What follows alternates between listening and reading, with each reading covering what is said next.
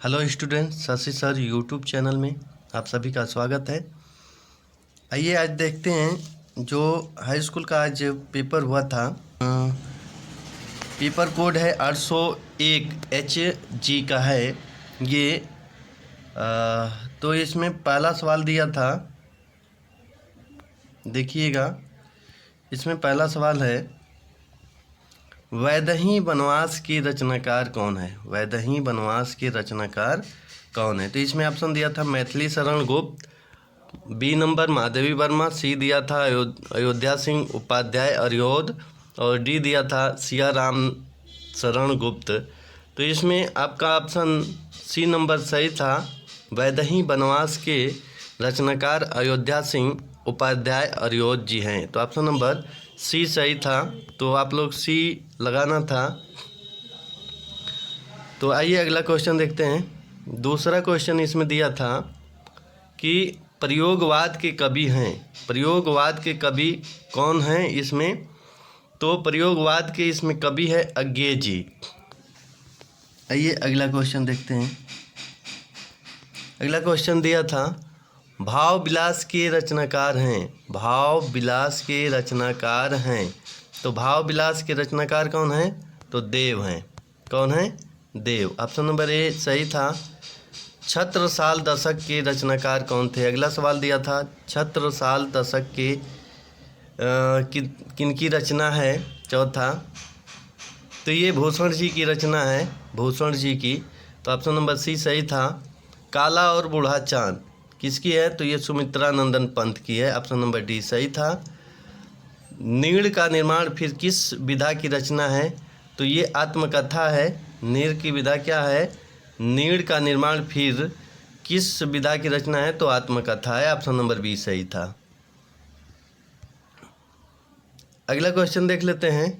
निम्न में से शुक्ल युग के लेखक हैं किसके? शुक्ल युग के लेखक हैं।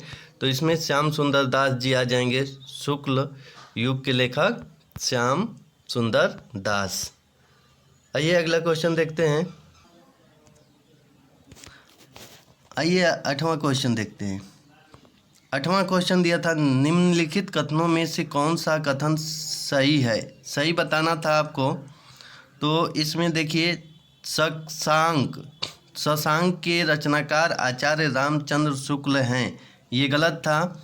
इसके रचनाकार हैं विष्णुकांत शास्त्री जी हैं। विष्णुकांत शास्त्री जी हैं।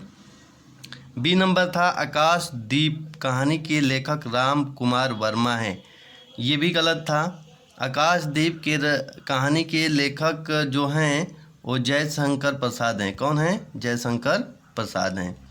इसमें सी नंबर दिया था, भारतेंदु हरिश्चंद्र आलोचना साहित्य के जनक माने जाते हैं, ये ऑप्शन सही था।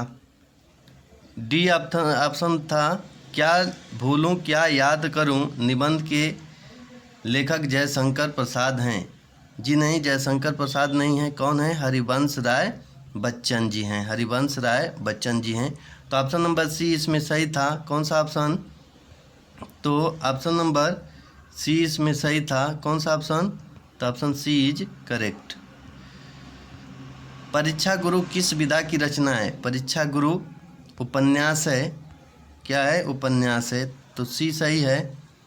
बाल भट्ट की आत्मकथा के रचनाकार हैं तो हजारी प्रसाद द्विवेदी जी हैं। रस के कितने अंग होते हैं? तो रस के 4 अंग होते हैं। कौन कौन होता है? तो अस्थाई भाव होता है, अस्थाई भाव, अनुभाव, विभाव, संचारी भाव, 4 होता है। तो कितने अंग होते हैं? तो 4 अंग होते हैं। तो ऑप्शन नंबर बी सही था। पायो जी मैंने राम रतन धन पायो पंक्ति में कौन सा अलंकार है? तो इसमें रूपक अलंकार है। कौन सा अलंकार? तो रूपक अलंकार है। महादेवी वर्मा जी का ये रचना है, महादेवी वर्मा जी का। तो इसमें रूपक अलंकार है। सोरठा के पहले चरण में कितने मात्राएं होती हैं? तो 11 मात्राएं होती हैं। ऑप्शन नंबर सी सही है। आइए अगला क्वेश्चन देख लेते हैं।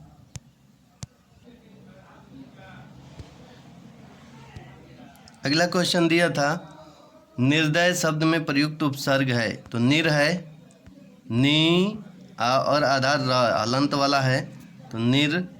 ऑप्शन नंबर सी सही है। नीलगाय में कौन सा समास है? नीलगाय में कर्मधारय समास है। कौन सा समास है? कर्मधारय समास है। खेत का तत्सम रूप है। संस्कृत वाला शब्द क्षेत्र होता है, क्षेत्र का तद्भव होता है खेत। ऑप्शन नंबर सी सही था। युष्मद शब्द का पंचमी विभक्ति बहुवचन का रूप है तो युष्मत होगा। ऑप्शन नंबर सी सही है। भाववाच्य में किसकी प्रधानता होती है? तो क्रिया की होती है। किसकी होती है? तो क्रिया की होती है। कर्तृवाच्य में कर्ता का, कर्मवाच्य में कर्म का, और क्रिया की जिसमें प्रधानता होती है उसे भाववाच्य कहते हैं। तो option number C is correct. कौन? सी। वाक्य के कितने तत्व होते हैं? तो वाक्य के 2 तत्व होते हैं।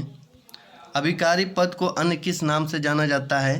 तो ऑप्शन नंबर बी अव्यय पद से भी जाना जाता है अभिकारी पद को। आइए अगला क्वेश्चन देख लेते हैं। अगला क्वेश्चन है खंड ब, निम्नलिखित गद्यांश पर आधारित 3 प्रश्नों के उत्तर दीजिए। तो इसमें 3 प्रश्न दिया गया है। अब इसको पढ़ना था, पढ़कर और क्वेश्चन क्या पूछा है उसके हिसाब से आंसर देना था। तो क्या बोला है इसमें? उपसर्ग गद्यांश, उपयुक्त गद्यांश का सारांश लिखिए। तो सारांश लिखना था इसका। अगला, रेखांकित अंश की व्याख्या कीजिए। जिस पर ये रेखांकित है उसकी व्याख्या करना था। सुदृढ़ बाहु का क्या अर्थ है? इस कथन के अनुसार इसको बताना था। और अथवा वाला ये दिया था, ईर्ष्या से बचने का उपाय मानसिक अनुशासन। तो ये अथवा वाला करना था या ऊपर वाला करना था? तो एक की इसमें से करना था। आइए अगला क्वेश्चन देखते हैं इसमें और क्या दिया था।